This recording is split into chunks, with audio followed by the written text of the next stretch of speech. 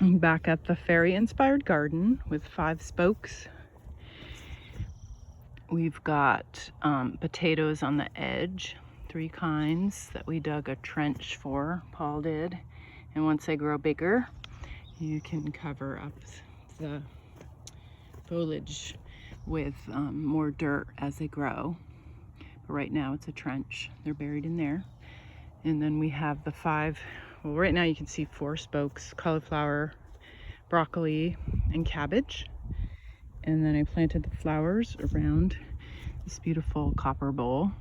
So there'll be purple zinnias, different plants, wildflowers for the bees to attract bees and give them some food and nectar, and some flowers, some forget-me-nots, and I believe that's it for flowers. And then the fairies told me to do 5 spokes. So these are the 4, and the 5th one is going to go north, and that will be when the tomato plants come in. I'll do another spoke heading up north. And so that will be making it 5 spokes and tuning in. And this is just a copper bowl with some offerings of camellia that I put in a good sort of central place. I really like the energy of circles. Fairies love that.